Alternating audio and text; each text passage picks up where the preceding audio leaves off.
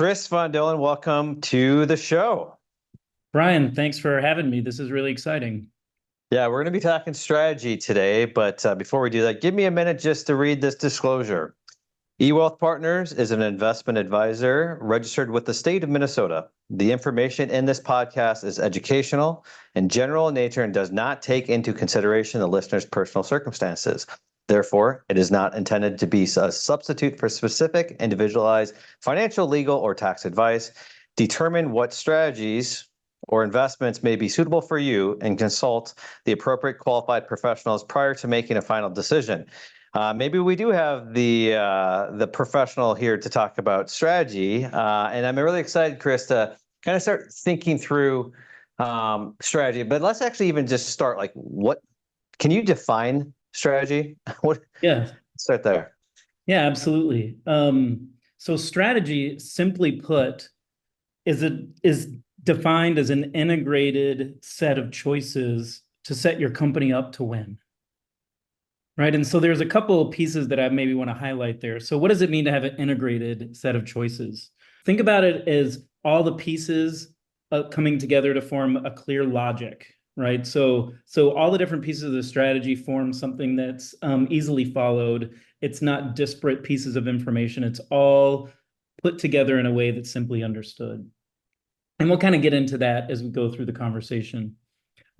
Choices. What does it mean by choices? Choices are things that you have to decide you're going to go and do as a company.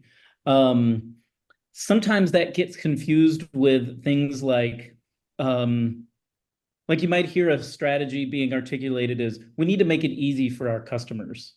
Well, if you look at a statement like that, on the surface it sounds good, but if you actually flip it, it sounds Yes. kind of silly, right? So you would never say we want to make it hard for our customers to Yeah, I interact. like that. I always think that's a very good way to just flip it. If we said the opposite, right? Like, how would any business run on, the opposite of that side of it? So I always think that's a good way to kind of start. Like, is this truly strategy or not?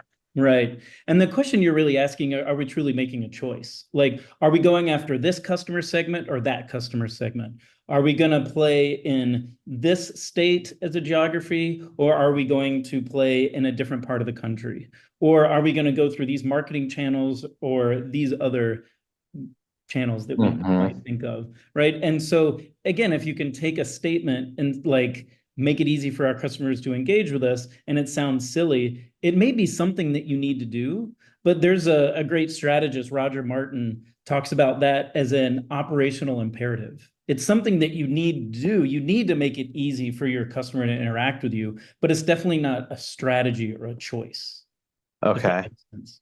And actually, one thing that just came to me, so strategy, and you say what we need to do to win. Yes. So if if we're playing not to win, as a business, like maybe consciously, maybe unconsciously, like maybe that's what sometimes we do as business owners is we're just playing, but we don't really are putting together any type of strategy of what it needs, what it takes to win. And what I'm saying here is like, when do you actually step back and say, okay, so instead of just playing the game to play, like how do we play the game to win?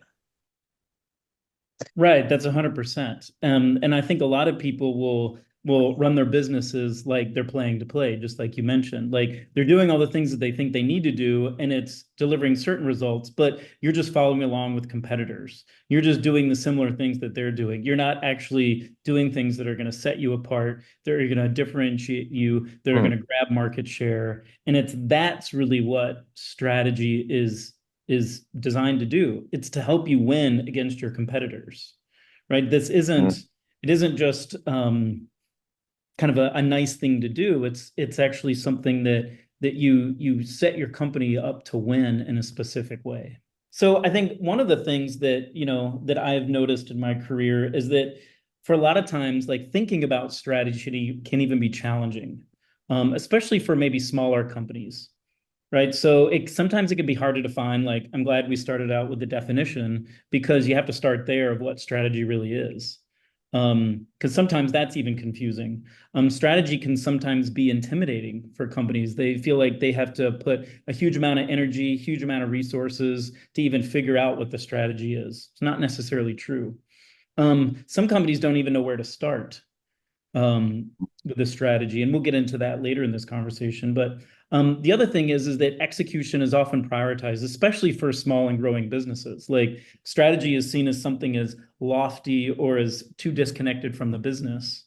Like one of the companies that I've worked for in the past, they were a privately held, rather large company, family run. And when I got after a couple months, weeks of arriving there, I kind of got pulled aside and said, try not to use the word strategy here because that's just kind of has a negative connotation. It just seems too disconnected from the business, something that's a little too lofty. And so that word just doesn't resonate with us. And so that really made me think oh, strategy is kind of a challenging topic for companies to get into. Yeah, I can understand that where it feels lofty and like this big idea.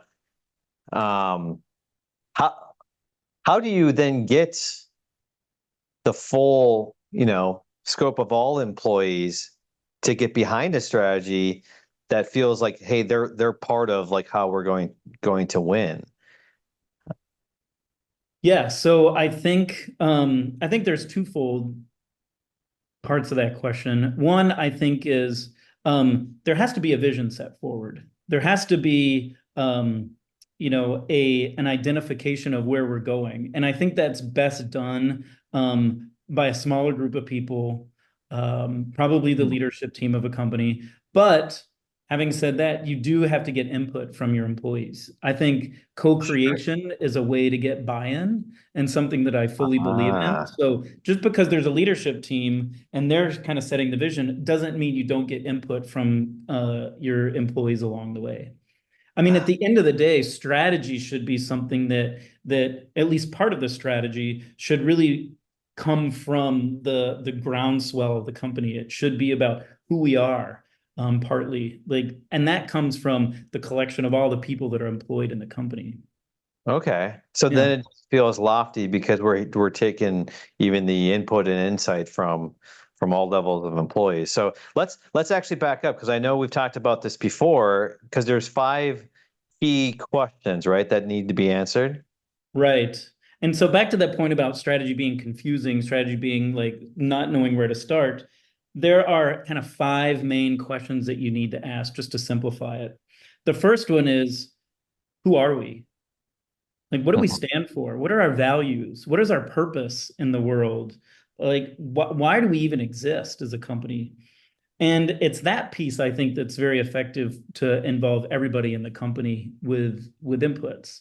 I mean, Mhm. I've been fortunate to work for very large companies and got the opportunity when I was working at Target to work on the corporate strategy Mhm. and rethinking it for the entire company.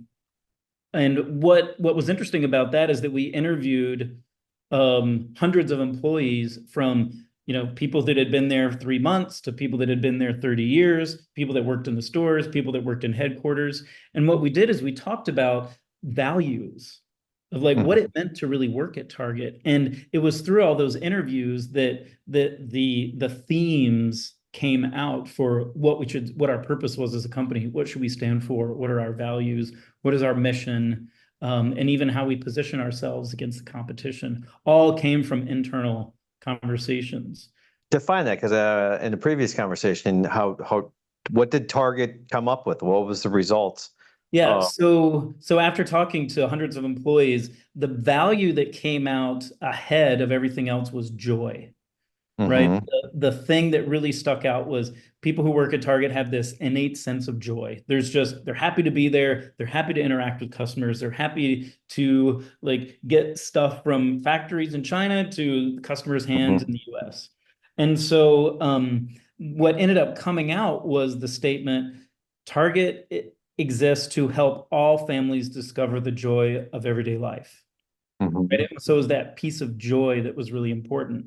And the great thing about that is that when people heard that statement, it didn't come out of left field. It wasn't a shock because it just made sense.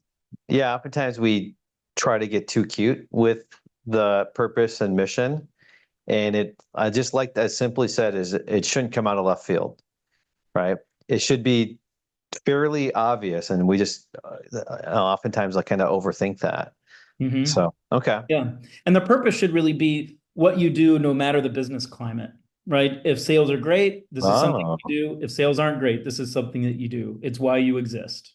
I've never heard it said that way. It's what you should do in the highs and lows, which makes sense. But that's a good reminder that that piece shouldn't change regardless of the economic climate.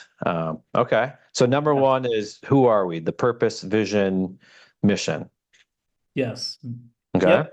The second question is what's going on, right? So after you define who we are, you have to figure out what's going on both internally and externally, right? This has to do with what's going on in the marketplace that you play in, what's going on with your competitors, what's going on with the internal aspects of your company. How are sales?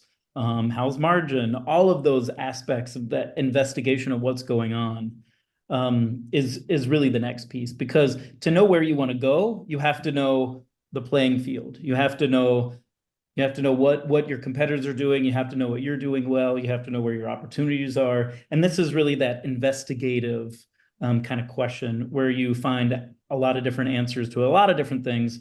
But more specifically, you're looking for opportunities to exploit. Hmm. Do you think more so on I'm going to say smaller businesses like I don't know, let's just say 100 employees or less.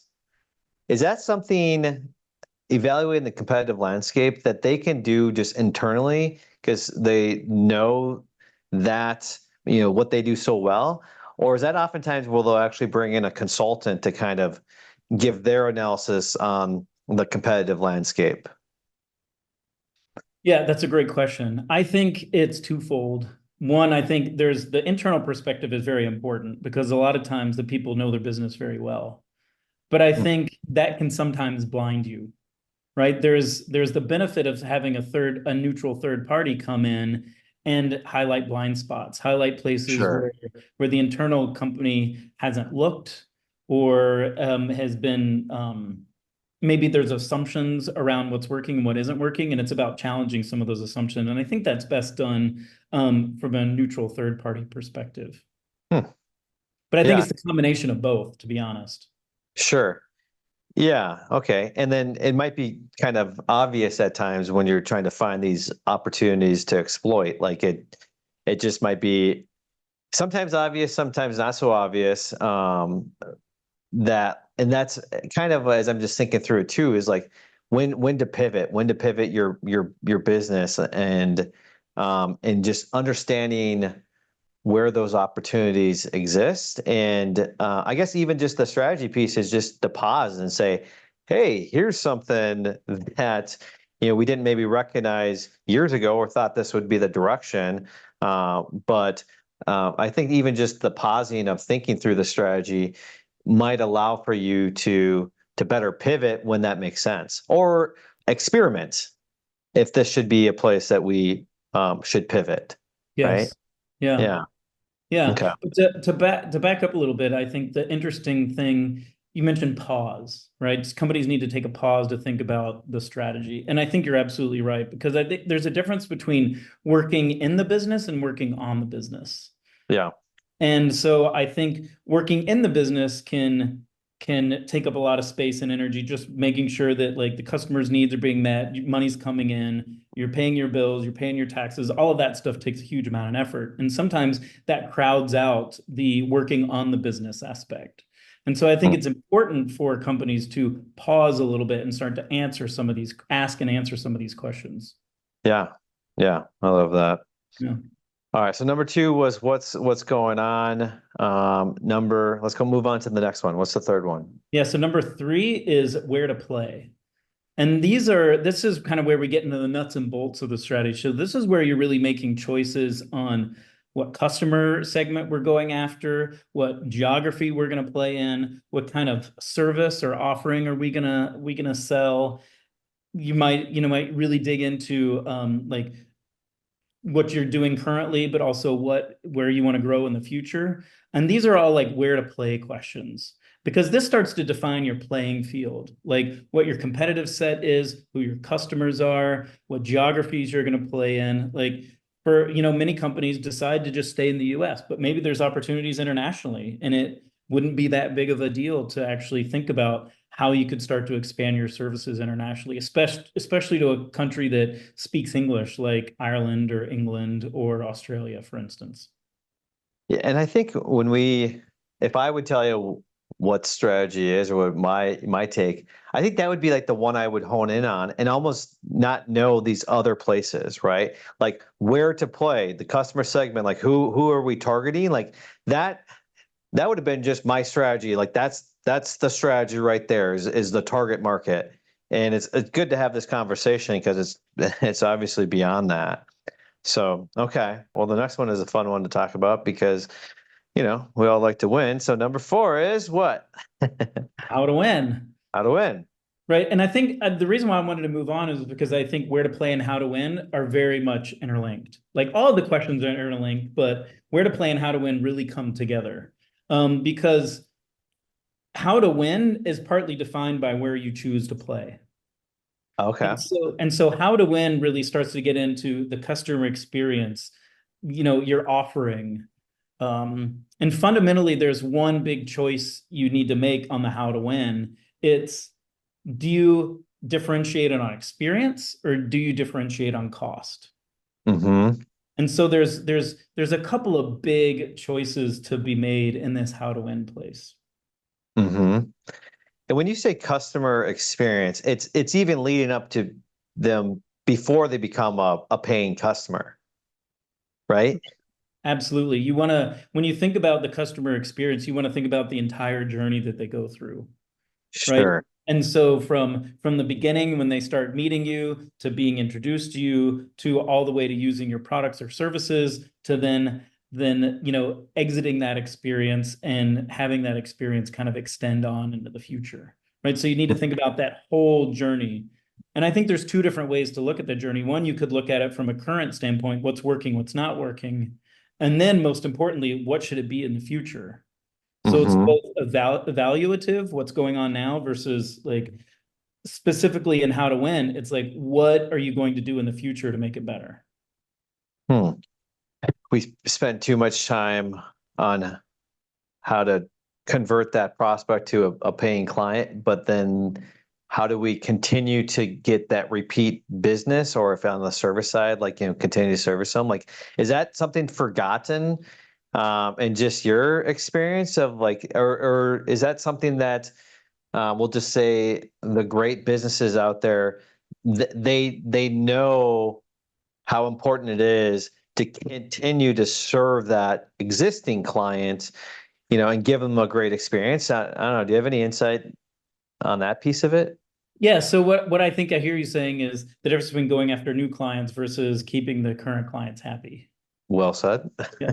And so I think you have to, the part of the challenge of strategy is you have to be thinking big picture and little picture at the same time. And to say that in another way, you have to be thinking about future clients and current clients.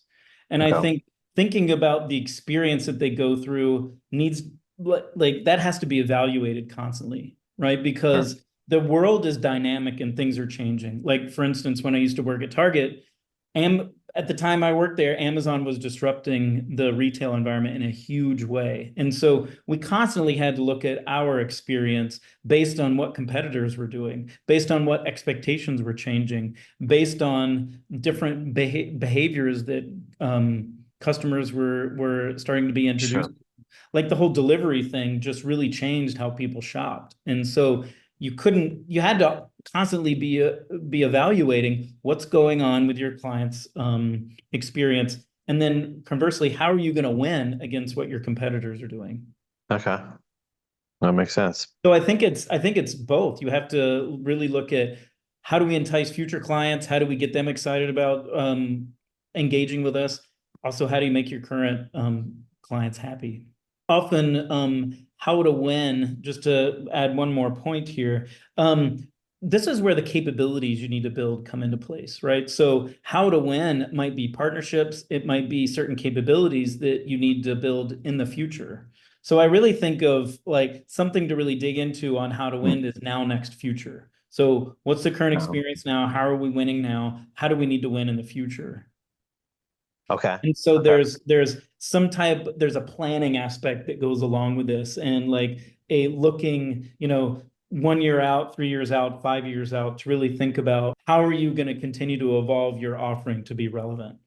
Which All right. actually leads nicely to the last piece. So the last piece, the last main question that you need to ask, so the fifth one is what to do. And this is where kind of the planning aspects come into perspective, right? So strategy, just to back up a little bit, strategy is often defined as a theory, right? Something that we have an idea about what's going on, where to play, how to win, even who we are.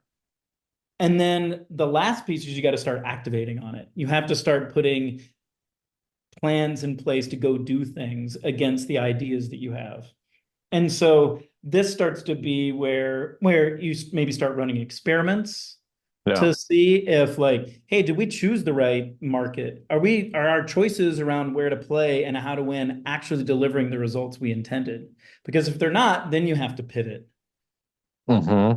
You have to constantly being kind of have this experimentation mindset to go out into the marketplace, test these tactical things that your strategy is deciding that you go and do, and seeing how they actually work in real life.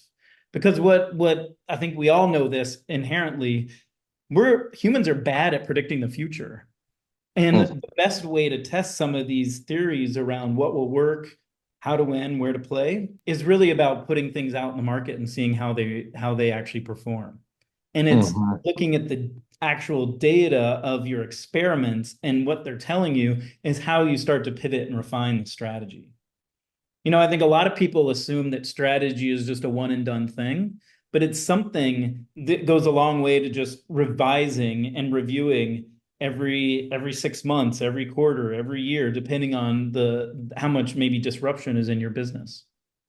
Right. Yeah, I hear that, and it just pausing and just to run these, and they might like be like simple experiments, like slight changes to the customer experience. Where part of me is like, well, no, if it's worked in the past, just continue with that, and change can be scary because if it is a experience that doesn't end well, like that outcome it just can be challenging. But I think if I would just step back and take it more as a learning moment and say, okay, what did we learn from this?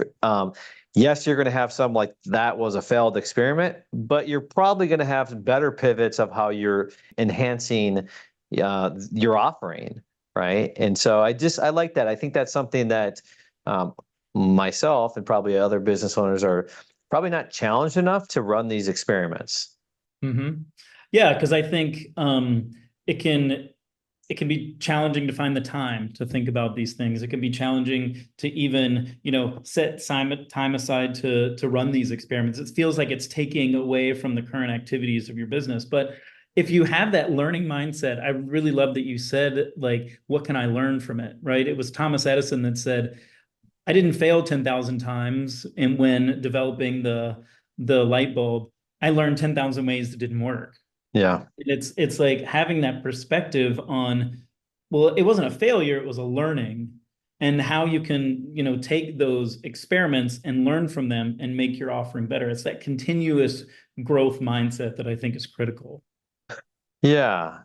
And talk me through a little bit. We've talked about before in just a previous conversation why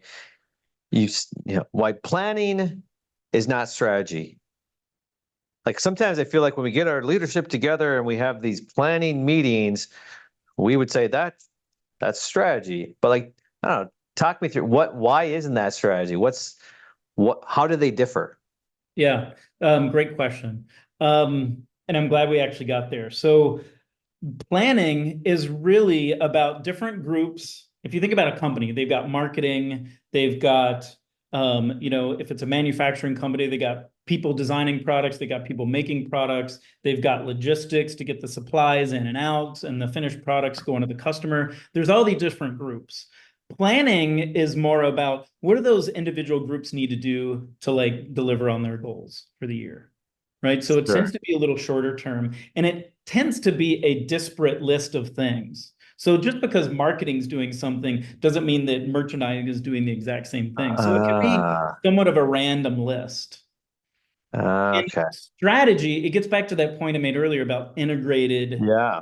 philosophy, integrated set of choices. It's because it takes into consideration the whole of the company and all the different decisions you need to make to help the company win. So it has an internal logic. Everything flows and makes sense. Whereas strategy can just be, I mean, excuse me, planning can just be a random list of things that need to get done. Mm-hmm. I think that's a good way for me to think through it.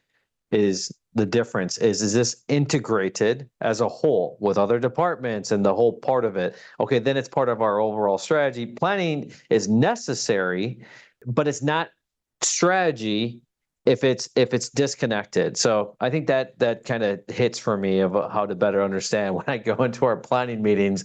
Okay, that's actually not strategy. Yeah. That's I like that. Yeah, and I think there's another way to think about it too. The strategy itself is somewhat nebulous sometimes. And why is that? It's because it deals with the customer. It's something, and the customer you can't actually control. And so strategy is often Uh, something that companies avoid because they feel like they can't control it. oh. Whereas planning is something that they can control. Like when you're doing planning activities, you're controlling the actions you're going to do. Like we're going to go do this marketing campaign. We're going to design this new product. We're going to like create this new offering and we're going to offer that to our customers. Whereas strategy starts to make choices around the customer, right? Mhm. Because if the goal of a strategy is to try to figure out how you can get more people to buy more of your services or products. That's what winning really means in business. And so the customer is nebulous sometimes because you can't control them. Yeah. All right. So what I just heard, strategy can be inspiring and kind of exciting, but it also can be uncomfortable because we don't know what that outcome is going to be for sure.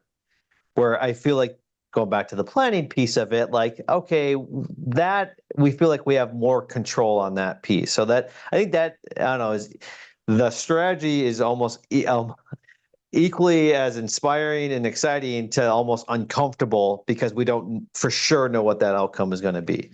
Right. Okay. Yeah, because there's a lot of risk in developing a strategy if you think about it. Yeah. Right. Because it is fundamentally a theory about how you think you're going to win, that sometimes that is just scary. It introduces a lot of different risks. And I think again, that's why I love the idea of experimenting, because running experiments is ultimately about reducing risk. Yeah. And I think that's where someone like yourself, where you can have a third party come in and help with the strategy. Like I fear my fear would be is if it's internally, um, you may not want to take as much risk, right? Or I don't know. I just think that outside perspective can almost challenge the status quo a little bit and maybe think through a little bit. Where if it's a group of leadership that's been there all together for 3, 5, 10, 15 years, we might just again feel more uncomfortable with like potentially making these pivots. And so Mhm. I could see why, someone like yourself could come in and really help. I'll just say kind of challenge that. Is this really where we should be as a business? Is this where we should be playing and how to win? To have an outsider's perspective is kind of hitting home a little bit more because I feel like these when we do our own leadership meetings, if maybe that outside perspective would just quite honestly challenge you a little bit more. So okay, let's let me just go through these again. The five: who are we? The purpose, vision. Two: what's going on, like the competitive landscape. Three: where to play. Four: how to win. Five: what to do. So now let's kind of give some advice to our audience of business owners. And, what's the first step that they can take advantage of some of the insights that you've shared today? Or Yeah. what maybe even some barriers of executing a good strategy? Sure. Yeah. So some of the things after having worked at big companies to medium-sized companies to even working with smaller companies and startups, I think there's some common barriers that I see. And the first one is lack of internal honesty and self-awareness as a company, right? So you mentioned, like the benefit of having an external set of eyes looking at this. I think a lot of times companies might not be fully honest with things. A lot of hubris comes in, like, but I'll hear things being said like, we have a right to win in this space. And I'm like, that statement kind of irks me a little bit because you're dealing with strategy and something that is like fundamentally a nebulous question, right? Something that's not a guarantee. And so like I would really push people to honestly assess your company and the market you're in. Like try to remove your biases, try to remove your biggest assumptions. Because the better you can get an idea of what's really going on from an honest perspective, you can make calculated choices on where to play, how to win, and what to do. Okay, I like that one. Yeah. Um, I think another issue, you know, is not aligning on how you'll win at a big level, right? Kind of going to the fundamental level. A lot of people are comfortable working on the details of the business because, again, they're tangible, it's things you can point to, you can measure them more successfully and more easily. But if you don't align at the fundamental level about how you're going to differentiate, how you're going to stand out in the marketplace, is it going to, and the fundamental choice, I think I mentioned this earlier, is really about, are we going to differentiate on cost or are we going to differentiate on experience? Are we going to, we're going to make up margin by serving a whole bunch of people, and the way we're going to get them to try us is we're going to have the lowest cost offering. And Mm-hmm. that's one strategy. That's one way to do it. Another way to do it is, hey, we're going to win on experience. We're going to win on customer experience. We're going to win on the best quality products. And it's that fundamental choice that I think companies really need to wrestle with and really define clearly. Because once you define that clearly and everyone's on board, that a lot of internal choices, a lot of like detailed choices that get made along those lines become a lot easier. I like that. Yeah. And then the last one, I think, is something that every company deals with. Again, if you're a big, huge Fortune 50 company to a, small mom and pop shop, people tend to spend too much time deliberating and Hmm. discussing and going back and forth on what they think will happen. Again, I've said it a couple times, but if strategy is really just a theory about how you're going to win, then you have to stop the conversation at some point. The debate, you can spin, you can wonder if you have enough information to go in the right path, and yeah, there's a certain healthy amount of that, but I've noticed oftentimes that can be stifling. That can cause people to stall and not actually make any choices because there's too much information out there. And we mentioned it a couple times, but this is where running experiments really starts to shine. Because you can actually, rather than debating internally about should we go this way or that way, run an experiment to see which would resonate better with your customer. Because Mm-hmm. ultimately, your customers' choices are the ones that are going to help you succeed. And if you can better understand your customers through running experiments and understand the choices that they're making, you're actually going to stop the internal debate and begin to have the right kind of data to make choices to move forward and to pivot if you need to. What is best practice actually of how often you should be thinking about strategy? Or I'll say more like formalizing, getting the right people in the room to do that. I don't even know. Is that an annual thing? Is that, as often as it needs to come up? Is there a cadence that we should be thinking about that? Yeah, I think that's a great question. And I think probably it's going to depend on a couple things. One, and I would maybe look at the size of the business. How Sure. many people need to be bought into the strategy? How many people need to be involved in creating it at the beginning? The other thing is how much disruption is happening in your business. True. I think there's a lot of external forces that can determine that. But like to answer your question, I think simply put, Definitely every year. It's taking a look Yeah. at your strategy and evaluating like how your strategy is doing. Are the choices that we made in the previous year still relevant? And are we seeing the results that we want to see?